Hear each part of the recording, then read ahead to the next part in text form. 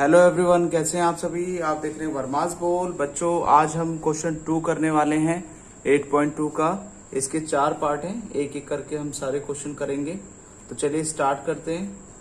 बच्चों, 1030 की वैल्यू कितनी होती है, यहाँ पे हम डायरेक्ट पुट करेंगे। आपने लास्ट क्लास में भी इसी तरीके से किया था। इसमें 4 ऑप्शन दे रखे हैं।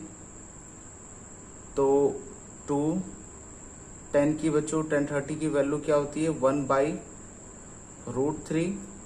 मैंने आपको बताया था कि इसको याद भी करना जरूरी है, अगर याद नहीं करेंगे तो दिक्कत होगी। यहाँ पे भी वही रहेगा, 1/√3 का स्क्वायर, 2 1 2 बाई में √3। ये 1 इसी प्रकार से लिखेंगे, 1 का स्क्वायर 1 होता है, √3 देखिए आपको बताया था मैंने, ये कैंसिल हो जाएगा, अंडर रूट और स्क्वायर, तो ये हो गया 3। एलसीएम लीजिए, तो एलसीएम करने पे कितना आएगा, 2√3। एलसीएम आएगा इसका 3, और 1 के टेबल में 3 पे आता है तो 3 1 जा 3, 3 के टेबल में 3 1 पे आता है तो 1 1 जा 1, यानी ये 3 + 1 4 हो गया। तो 2/√3 और 3 + 1 4/3। आपको मैंने बताया था कि इस प्रकार से अगर है तो ये नीचे वाली संख्या ऊपर हो जाती है और ऊपर वाली नीचे हो जाती है जब हम डिवाइड करते हैं। ठीक है बच्चों, तो चलिए 2 1 जा 2, 2 2 जा 4। देखिए ये 3 जो है, अगर अंडर रूट में मैं लिखूं तो इस प्रकार से लिख सकता हूं 2 बार। तो अगर इसको काटूं तो ये क्या बचेगा, √3 बचेगा ना, एक कैंसिल हो जाएगा तो एक बचेगा। तो आप लिखेंगे √3/2।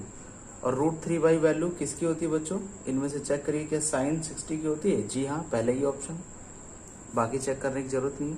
तो हमारा इसका आंसर जो है वो ए। तो बच्चों, क्वेश्चन सेकंड का सेकंड पार्ट करते हैं। ये बच्चों रिकॉर्ड नहीं हो पाया और मैंने सॉल्व कर दिया, कैमरा ऑफ हो चुका था। तो चलिए समझ लेते हैं।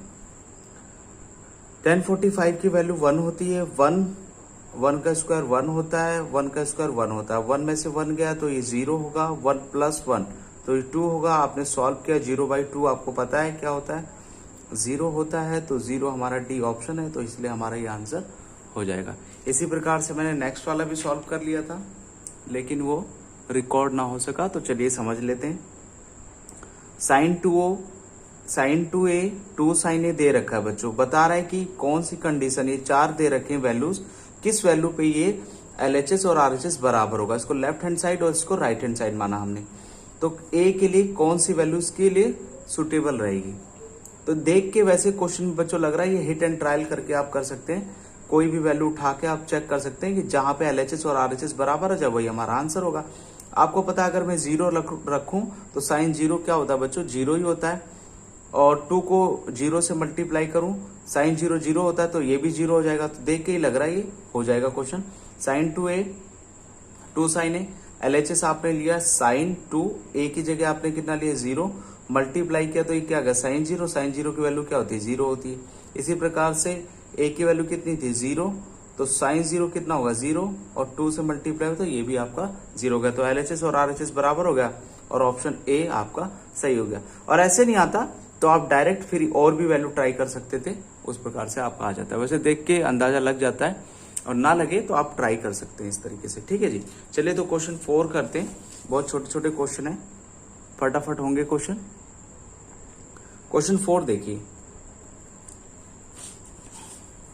1030 की वैल्यू बच्चों क्या होती है, 1030 की वैल्यू होती है 1/√3 1 माइनस 10 स्क्वायर, यहाँ पे भी 1/√3 का स्क्वायर, 2 1 जा 2 √3, ये तो 1 ऐसे ही रहेगा। 1 का स्क्वायर 1 होता है, √3 ये तो कैंसिल हो जाता है, तो ये हो गया 3। एलसीएम होगा, कुछ नहीं तो एलसीएम करिए, 2/√3, ये 3 इधर जाएगा, 1 के टेबल में 3 पे आता है, तो 3 1 जा 3, माइनस का 1 और ये बटे में 3, 2/√3, 3 - 1 2, और आपको पता है मल्टीप्लाई में करते हैं तो ये वाली वैल्यू ऊपर और नीचे वाली 3 - 1 ये नीचे, 2 से 2 कैंसिल हो गया। और आपको मैंने बताया था √3 इंटू √3 इसको लिख सकते हैं, 3 को कैंसिल करिए तो ये कैंसिल हो गया, यानी ये क्या बचा हमारा √3 बचा। ठीक है जी। या फिर ऐसे भी कह सकते हैं, इसको आधा कहते हैं, ये जो पावर होती है इसका मतलब तो यही होता है ना आधा, और इसकी पावर ये क्या है, ये तो पूरी है, तो आधे से पूरा कटेगा तो आधा तो बचेगा ना, इस प्रकार से भी लिख सकते हैं। ठीक है जी। तो √3 अब चेक करिए, कॉस्ट 60 पे होता है क्या, नहीं जी। आगे बढ़िए, साइन 60 पे होता है, नहीं होता। tan 60 पे होता है, जी हाँ बिल्कुल, tan 60 तो सी हो गया हमारा पार्ट। ठीक है बच्चों, तो ये तो हो गए हमारे सेकंड के पार्ट। अब हम ट्राई करते हैं बढ़िया question, question number 3। Question number 3 देखिए बच्चों, इसमें क्या दे रखा है, tan a plus b equal में √3 दे रखा है और tan a माइनस बी 1/√3 दे रखा है। थीटा की वैल्यू बोल रहा है, जो थीटा है, सॉरी a प्लस बी जो आपका है वो क्या होगा, 0 से बड़ा होगा, 0 डिग्री से, और 90 डिग्री के बराबर और 90 डिग्री से छोटा होगा। और जहां पे a की वैल्यू क्या होगी, b से बड़ी होगी। तो a और b का मान बताइए। देखिए बच्चों, tan a plus b equal में, देखिए ये 10 की वैल्यू कब होती है, √3 कब होती है, ये होती है 60 पे। जब आपका tan 60 होता है तभी √3 होता है। यहाँ पे भी 10 है, यहाँ पे भी 10 है, तो आपको मैं बता दूं, दोनों तरफ 10 है तो tan थीटा है, और बच्चों इधर tan a है, तो थीटा और a तो बराबर ही होगा ना। कैंसिल नहीं करना है इसको, किससे काट दिया, ऐसा नहीं होता। ये थीटा है बच्चों पूरा, ये थीटा है और ये भी तो थीटा है, तो थीटा तो बराबर ही होंगे क्योंकि बराबर का निशान है। बराबर है तो ये a प्लस बी किसके बराबर होगा, 60 के। a प्लस बी बराबर होगा 60। ये हो गया हमारी इक्वेशन फर्स्ट। सेम इसी तरीके से आगे चलिए, ये दे रखा है tan a minus b equal में 1/√3। 1/√3 कब होता है, ये होता है 30 पे, tan 30। तो a फिर से थीटा बराबर a माइनस बी इक्वल में 30 हो गए हमारी इक्वेशन सेकंड। ठीक है बच्चों, तो देखिए अगर हम इक्वेशन फर्स्ट और सेकंड को दोनों को सॉल्व करें, कौन से मेथड से, आपने पढ़ा होगा सब्स्टिट्यूशन या एलिमिनेशन। ठीक है जी। अगर एलिमिनेशन की बात करें, एलिमिनेशन क्या होता है, a प्लस बी, देखते हैं क्या होता है एलिमिनेशन, 60 a माइनस बी 30, एक दूसरे के नीचे। इसमें हम ये देखते हैं कि एक संख्या या a या b उसको हम डिलीट कर देते हैं अगर वो कट रही है। क्या b है, प्लस का ये माइनस का, तो ये क्या हो जाएगा, कट जाएगा। तो ये क्या हो गया, a 2a। देखिए दूसरा वाला भी मेथड में बता दूंगा, ये तो एलिमिनेशन है। ठीक है बच्चों, 60 और 30 90, 2 से कट गया तो ये हो गया 45। a की वैल्यू आ गई 45। अब a की वैल्यू 45 आ गई, इस वैल्यू को आप किसी भी इक्वेशन में पुट कर सकते हैं। मान लो इक्वेशन फर्स्ट में मैं पुट कर रहा हूँ, तो इक्वेशन फर्स्ट आपकी a प्लस बी इक्वल में 60, a की वैल्यू कितनी हो गई 45, ये प्लस का उधर जाके क्या हो जाएगा माइनस, तो ये हो गया 15, b की वैल्यू आ गई आपकी 15। ठीक है जी। तो ये लिखेंगे आप यहाँ पे जो इक्वेशन है ना कि a equal 45 put in equation first, समीकरण 1 पे, समीकरण 1 में रखने पर। ठीक है जी। दूसरा वाला भी मेथड है, ये तो आपका था एलिमिनेशन, इसी को सब्स्टिट्यूशन से कर लेते हैं, इसी मेथड को, इसी क्वेश्चन को सब्स्टिट्यूशन से कर लेते हैं। देखिए a माइनस बी, वो वाला मेथड तो आप बाद में पढ़ेंगे, a प्लस बी, लेकिन मैं फिर भी बता देता हूँ क्वेश्चन में। कई बच्चे कह रहे होंगे कैसे हुआ ये, जिनको नहीं पता वो सब्स्टिट्यूशन से कर सकते हैं। जब तक आपने एलिमिनेशन नहीं पढ़ा, 30 डिग्री। ठीक है जी।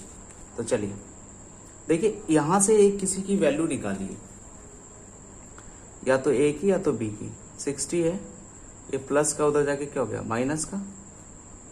अब इस वैल्यू को इसमें रखिए, स्टेटमेंट में लिखना पड़ेगा, बस मैं आपको समझाने के लिए करा रहा हूं। ए की जगह आपको क्या लिखना पड़ेगा, 60 माइनस बी, और ये पहले से माइनस बी, माइनस माइनस क्या हो गया, प्लस 2b, प्लस का उधर जाके क्या हो गया, माइनस, तो ये -30 कट गई, तो ये आ गया 15। कितना आ गया बच्चों, 15। देखिए 15 आया हुआ था, तो फिर से ये 15 आ गया। ठीक है जी, आंसर तो वही आएगा, मेथड कोई सा भी हो। 60, बी की वैल्यू कितनी, 15, माइनस करिए 45। ठीक है जी, 45, तो चेक कर सकते हैं 45, 45। तो चलिए क्वेश्चन नंबर 4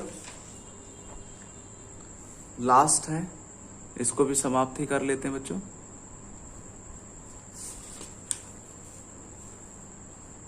इसके अंदर हमें बताना है, state whether the following are true और false, justify your answer. Justify भी करना है बच्चों, यानी पुष्टि भी करनी है कारण सहित, कारण भी बताना है। तो कारण तो कैसे लिखेंगे वो हम देखेंगे, पहले समझ लेते हैं। देखिए बच्चों, साइन ए जो है, अगर मैं फर्स्ट पार्ट समझाऊं आपको, एक रफ पेज ले लेते हैं। अगर मैं साइन ए प्लस बी की बात करूं और साइन ए प्लस साइन बी की बात करूं, तो देखिए इसका जस्टिफाई, ये स्टेटमेंट अभी पहले मैं जस्टिफाई कर देता हूं। पहली बात तो ये आपका क्या होना चाहिए, ये साफ साफ दिख रहा है आपको, फॉल्स है। कैसे, अगर साइन यहां पे 60 लूं, तो 60 की वैल्यू क्या होती है, √3/2 होती है। और एक वैल्यू और ले लेते हैं, साइन 30 लेते हैं, उसकी वैल्यू क्या होती है, 1/2 होती है। ठीक है, और पुट करके देखते हैं इसके अंदर, यानी ये बोल रहा है ना यहाँ पे, तो इसके राइट हैंड साइड में, ये लेफ्ट ये राइट, राइट हैंड साइड में पहले पुट करते हैं, √3/2 1/2, तो ये हो जाएगा √3 + 1/2, तो ये वैल्यू आएगी। लेकिन अगर लेफ्ट हैंड हम करके देखें, तो लेफ्ट हैंड में बच्चों क्या आएगा, साइन 60 ए की वैल्यू थी और बी की वैल्यू 30 थी, ये दोनों जोड़ने पे कितना बनेगा, साइन 90, और साइन 90 की बच्चों वैल्यू क्या होती है, 1 होती है। तो क्या ये बराबर है, नहीं बराबर है, ये जस्टिफाई कर रहे हैं हम, कारण तो यही होगा। जब बराबर नहीं है तो ये क्या होगा, फॉल्स होगा। ठीक है जी, तो ये तो फर्स्ट पार्ट हो गया। सेकंड पार्ट देखते हैं, क्या बोल रहा है, the value of sine theta increase as theta increases. कह रहा है साइन थीटा, बच्चों साइन थीटा आपको मैं समझा दूं, साइन थीटा जब 0 डिग्री पे 0 होता है, वैल्यू टेबल में आप मैच कर सकते हैं। फिर 1/2 होता है, साइन 45 अगर आप देखें तो 1/√2 होता है। फिर साइन 60 देखें तो वो होता है √3/2, और साइन 90 आपको पता है 1 होता है, साइन 90 1 होता है। ठीक है जी, तो एक बात बताइए, क्या ऐसा हो रहा है कि जैसे जैसे थीटा बढ़ रहा है, ये 0 था, फिर 30 हुआ, फिर 45 हुआ, फिर 60 हुआ, फिर 90 हुआ, तो क्या इसकी वैल्यू भी बढ़ती जा रही है? देखिए बढ़ रही है कि नहीं बढ़ रही? जी बिल्कुल बढ़ रही।